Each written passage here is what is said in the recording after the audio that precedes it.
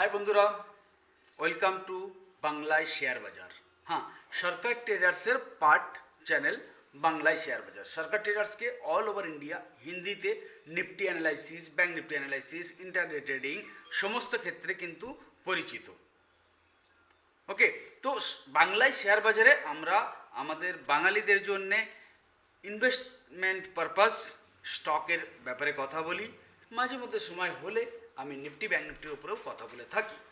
তো যদি আপনি প্রথমবার আমাদের চ্যানেলটাকে দেখছেন তো সাবস্ক্রাইব করবেন তখনই যখন আমার কথাগুলো আপনার ভালো লাগবে, তার আগে কোনো প্রয়োজন নেই। আজকে কথা বলতে চলেছি যে ভোটের রেজাল্ট চলে এসছে। ভোটে কি হতে চলেছে সেটাও মোটামুটি আমাদের কাছে ক্লিয়ার।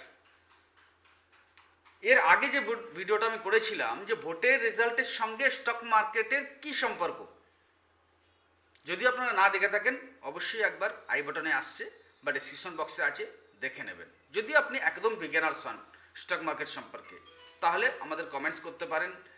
আপনাদের জন্য যে বেসিক লেভেলের যে সমস্ত ভিডিও সেগুলো কিন্তু ডিসক্রিপশন বক্সে আছে, আপনি যেয়ে চেক করে দেখে নিতে পারেন। তো আজকে কথা বলবো যে ভোটের রেজাল্ট সব হয়ে গেল, মার্কেট যা ভলিটিলিটি হওয়ার ছিল হয়ে গেল। এবার ইনভেস্টাররা কি করবেন? ইনভেস্টাররা যারা বসেছিলেন ওত পেতে, যারা ভালো ইনভেস্টার না তারা কিন্তু চুপচাপ বসেছিলেন এই সময়ের অপেক্ষার জন্য, তাদের জন্য কি সময় চলে এসেছে না এখনো কিছু বাকি আছে, সেটাই আলোচনা করব আজকের ভিডিওয়।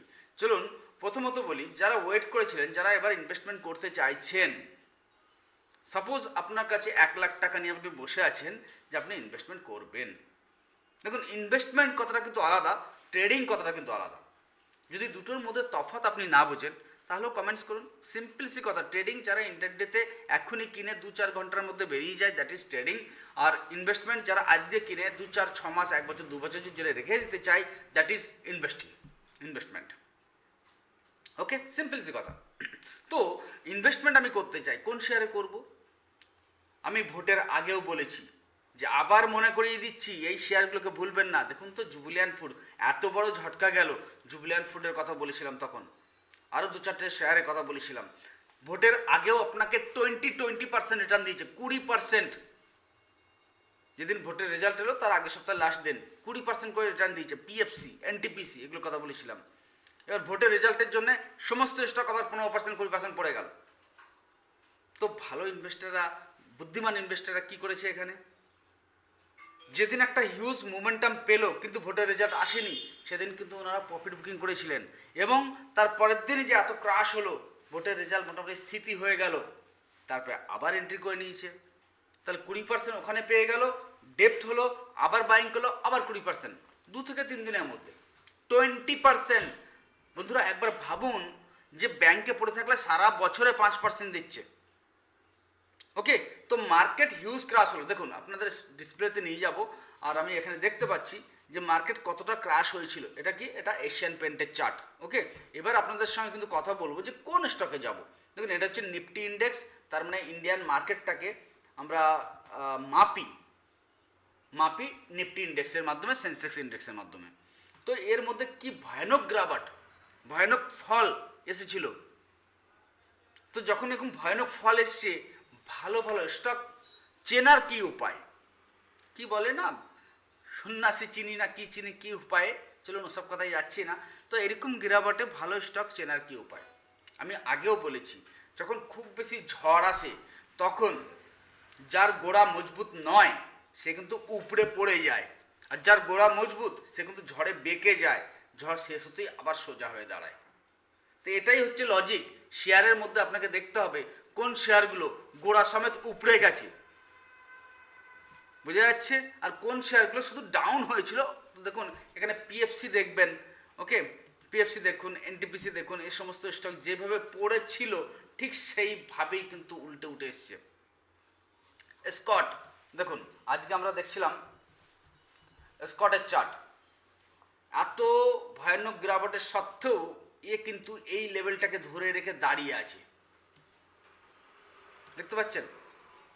তো এরকম সময় আমরা কোন স্টকে ট্রেড করবো এবং কীরকম ভাবে আমাদের ইনভেস্টমেন্টটা করা উচিত? তো যেটা বলছিলাম যে যদি আপনার কাছে 1,00,000 টাকা থাকে তাহলে আপনার সময় মনে হচ্ছে চলে এসেছে যে আপনি 25,000, আবার একটা সপ্তাহ 2টো সপ্তাহ ওয়েট করুন, দেখুন যে মার্কেট এখান থেকে আরেকটু ক্রাশ হচ্ছে কিনা, সেখানে আর 25,000, ঠিক এইভাবে মোটামুটি 1.5 থেকে 2 মাসের মধ্যে আপনি ইনভেস্টমেন্ট করতে পারেন।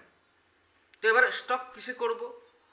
বারবার আমি একই কথা বলি, সরকারি কোম্পানি। এবার বলুন সরকারি কোম্পানি আমি কী করে বুঝবো? একটু ডেপথে যেতে হবে আপনাকে শেয়ার বাজারের। ওকে, তো সরকারি কোম্পানির মধ্যে আদারওয়াইজ আপনার চোখের সামনে যে সমস্ত জিনিসগুলো সব সময় আমাদের প্রয়োজন, যেমন মুদিখানার দোকানে গেলে যে জিনিসগুলো কেনেন, কোনো সময় দেখবেন তো কি কোম্পানির এটা। ঘর বানাচ্ছেন, ঘর বানানো, ইনফ্রাস্ট্রাকচার, ইন্ডিয়ার মধ্যে ইনফ্রাস্ট্রাকচার কিন্তু কন্টিনিউ চলতে থাকবে। তো তার মধ্যে কী কী জিনিস ইউজ হচ্ছে? পেন্ট করার সময় সব সময় Berger paint, Asian paint, Berger paint, Asian paint, cement, ACC, Ambuja, যারা আমরা কমন নাম জানি, বাস এই সমস্ত শেয়ারের একটা বাস্কেট করে নিন। একটু সমুদ্রের ঢেউটাকে বোঝার চেষ্টা করুন। ঢেউ মানে বুঝতে পারছেন তো?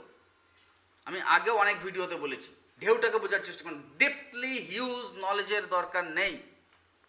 হ্যাঁ, যারা ট্রেডার্স হয়ে আসতে চান, ট্রেডার্স হিসেবে দিনে 20,000 টাকায় কী করে 1,000 টাকা কামাবেন, 500 টাকা কামাবেন 20,000 টাকায়, তাদের কিন্তু টেকনিক্যাল অ্যানালিসিস শেখার খুবই প্রয়োজন। আর যারা একদমই কোনো পার্ট জানেন না শেয়ার বাজারে, তাদের হাত ধরার জন্য সরকার ট্রেডার্স আছে ফুললি ফ্রিতে। সরকার ট্রেডার্স কনসেপ্ট এখনও চলছে যে আপনি আসুন, ডিমাট অ্যাকাউন্ট ওপেন করুন, 500 টাকা উল্টে রিটার্ন পেয়ে যান। ওকে, 500 টাকা উল্টে রিটার্ন পেয়ে যান, আর সেই 500 টাকা দিয়ে নাড়াঘাটা করতে শিখুন।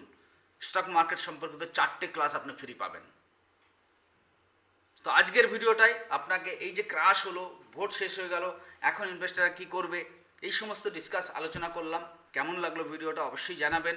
যদি এই চ্যানেলের সমস্ত ভিডিও আপনি দেখে থাকেন, তাহলে ভিডিওর নিচে কমেন্টস এবং বন্ধুদেরকে শেয়ার করবেন যে বাংলায় ফুললি নলেজেবল টেকনিক্যাল কনসেপ্ট নিয়ে বাংলায় শেয়ার বাজার আমাদের সামনে চলে এসছে। তো আজকে ভিডিওটা এইটুকুনি। জয় হিন্দ, জয় ভারত।